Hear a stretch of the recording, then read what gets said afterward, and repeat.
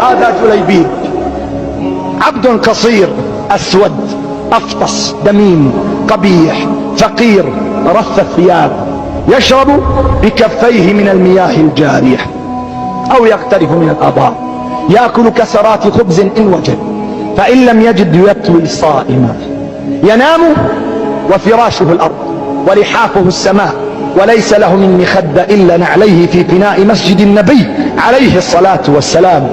يمر يوما والنبي عليه الصلاة والسلام جالس بين أصحابه، ينظر إلى هذا الرجل جليبيب بهذه الحالة، قال: أتعرفون من هذا؟ وإذا بأغلب الصحابة لا يعرفون اسمه، لا يعرفون اسمه، إن حضر لم يعرف لم يدعى، إن غاب لم يفتقد، ومن الذي يحفظ اسم رجل كهذا؟ قال: إنه جليبيب. ثم نادى به: يا جليبيب ألا تتزوج؟ فنظر إلى النبي عليه الصلاة والسلام، لم يتفجع، لم يتأوه، لم يقل: يا رسول الله ما عندي دنيا، ما عندي مال، ما عندي، إنما ما زاد على أن قال: يا رسول الله صلى الله عليه وسلم، ومن يزوج جليبيبا في الدنيا ولا مال ولا جاه؟ يعرف أن الناس ما زالوا يحكمون بهذه المقاييس، إنه ينتظر زواج الآخرة. قال: ومن يزوج جليبيبا في الدنيا ولا مال ولا جاه؟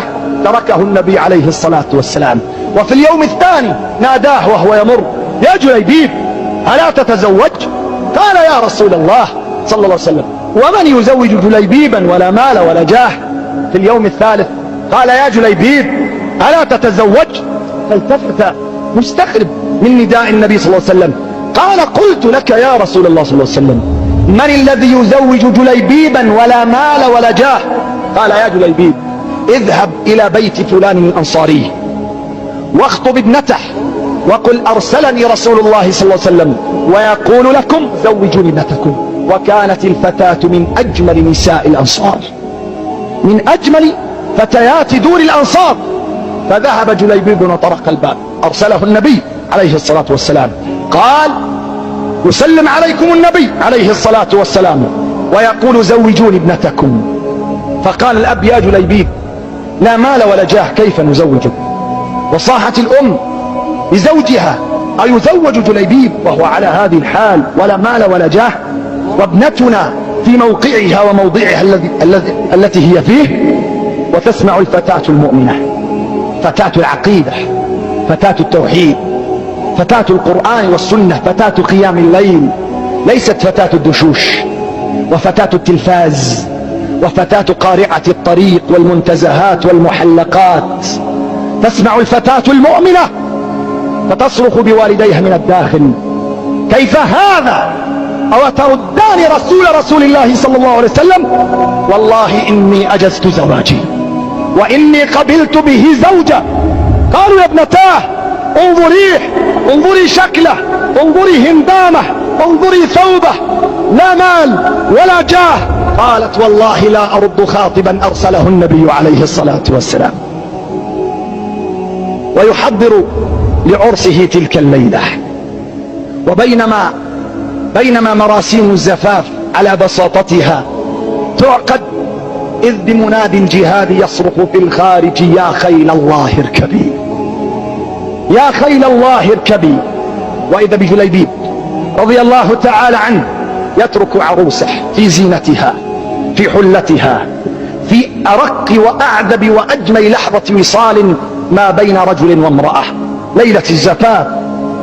وإذا به يسحب يده وكأن عقربا لدغت، وينطلق كالسهم من الرمية ويلتحق بصفوف الجيش نحو الغزوة، ويقاتل مع الذين يقاتلون، وتنجلي المعركة. ويأتي النبي عليه الصلاة والسلام ويتفقد أصحابه من الشهداء، فيعدد الصحابة كل الناس إلا جليبيبا لا يذكره أحد.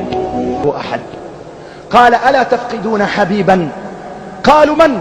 قال: أفقد حبيبي جليبيب، أفقد حبيبي جليبيب. ويبحث عنه النبي عليه الصلاة والسلام فيجده وقد تلوث بالدم وأصيب بجراحات بليغة، وصار وجهه من طين الأرض وترابها، فينفض عن وجهه ويضع رأسه على فخذه الشريف. قال جليبيب: جليبيب، قتلت 7 من الكفار ثم قتل، أنت مني وأنا منك، أنت مني وأنا منك، أنت مني وأنا منك. ثم أشاح برأسه صلى الله عليه وسلم يمينا. قال: أتدرون لما أشحت بوجهي؟ قالوا: لما يا رسول الله؟